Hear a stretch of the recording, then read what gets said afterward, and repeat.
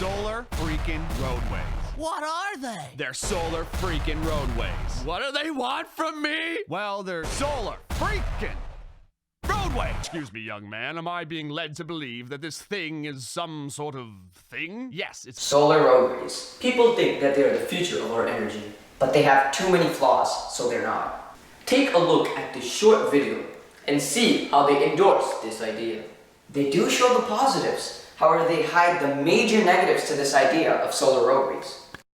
It's technology that replaces all roadways, parking lots, sidewalks, driveways, tarmacs, bike paths, and outdoor recreation surfaces with solar panels. And not just lifeless, boring solar panels, smart, microprocessing, interlocking, hexagonal solar units. Oh, and did I mention that they're also solar panels? They generate electricity, they generate capital, they pay for themselves, and they keep paying more because we're not gonna run out of sun for like 15 billion years. That lowers the cost of energy, unlike those bills in the mail that keep going up. And it's clean energy. Everyone can theoretically drive an electric car with no pollution and a minimal carbon footprint. Can you imagine how good our cities would smell? How much healthier we'd all be? For an idea that involves changing the way we want to live on such a large scale, there are many groups of people who hold their own opinions on it.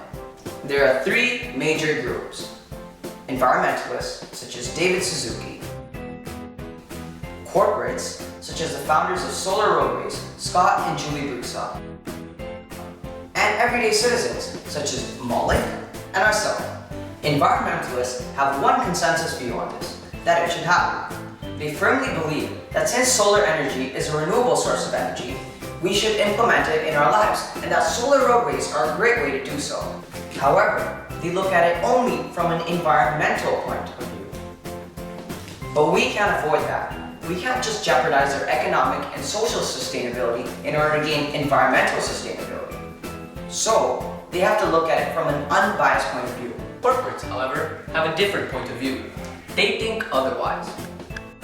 Most corporates believe that this idea is not one that is worth investing in, and rightly so in our eyes. They believe that this project costs so much that it will never be able to pay itself off. And they have a point. When you want to reach $56 trillion in crowdfunding, even $1,000 per person won't cut it. Finally, there's us. Yes, our opinions are very important. However, we have split opinions on this idea. Many of us believe that this is a good idea and that it should definitely happen. However, it does have its fair share of criticism. There are people, including us, that believe that its negatives do outweigh its positives. We keep saying that solar roadways are an issue. We will now be talking about why we believe this is an issue and what factors contribute to this being a problem. We will be discussing the three major causations of this problem: its cost, the efficiency solar panels give us for their cost, and the vulnerability of solar panels to be hacked, even by amateur hackers. First of all, solar panels cost a lot. No, a lot. The total GDP of the entire world is $66 trillion US. If you wanted to change all of America's paved asphalt roadways into solar panel roadways, it would take $56 trillion. That's 56 with 12 zeros. Bruh. Dude, I don't have that much money. That's only for America, dude. Bruh. Let alone the entire world. I personally don't get why people still think that solar energy is the future of energy, despite hearing this jaw-dropping figure. And that's not all. Just because solar panel roads cost a lot of money doesn't mean that they're efficient. Well said, and it's true. Solar panels should not be used for flat roadway surfaces. You hear that? When solar panels are installed to harvest energy on flat surfaces such as roads, they're only 30% as efficient as when we install them on angled surfaces to harvest energy such as rooftops. Whoa. So we're paying more money to be less efficient. Look, I'm no Einstein, but that don't make sense at all. A question for the audience. Has anyone ever told you that if we start using solar roads, we will never need to paint them like asphalt roads, nor we will ever need to use stop signs and other things? Anyone?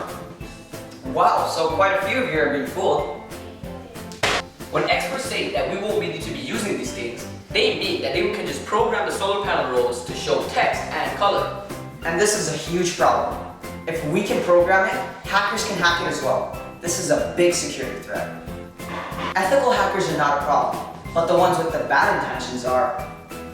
They can easily program the panels to switch the lane directions and to show the opposite. And bang! Cars will be crashing in no time. It will be a huge disaster and a global embarrassment. And not to mention, families could potentially lose their loved ones. These are just a few of the things that make solar roadways an issue. These are the flaws that we've been talking about in this video. But we do understand that we should stop using fossil fuels as an energy resource and lean toward other renewable energy resources. And so, we have a solution. Yeah! There are many ways we can stop this money-consuming way to generate efficient energy. I will be discussing one particular solution to this idea. What we can do is stop using solar energy altogether and lean toward other renewable energy resources, such as Wind and hydro energy. I was getting there. Come on, man. This is my seat. Anyway, using wind and hydro energy provides benefits you can't get while using solar panel rows.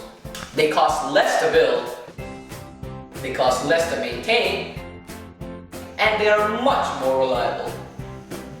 In 2011, it costed $90.30 to generate 1 megawatt hour of electrical energy using hydropower.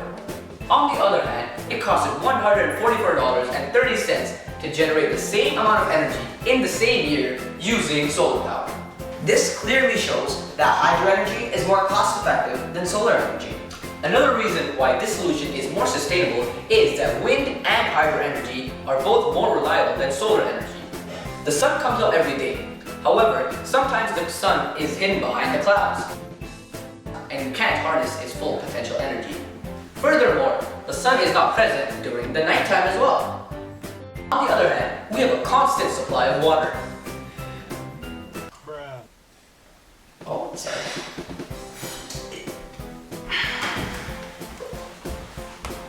While the sun is seen for only 2/3 of the day at most on any part of the planet, wind is available to us 24 hours a day. If you think that hydro energy costs less, think again. Wind energy costed only $44 to $99 in 2010, and then it dropped to $34 to $84 in 2012. You've heard us rant throughout this video about how solar roadways are so bad and inefficient. However, they're not that bad.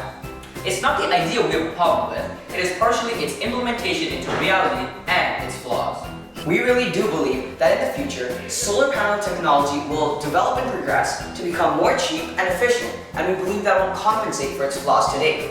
We believe that humans will finally understand that as our world gets more energy reliant, it becomes even more important for us to find unique and creative ways to stay sustainable. In the future, humans will not only have to take important decisions, but we will also have to act upon them. This will ultimately end up shaping our future.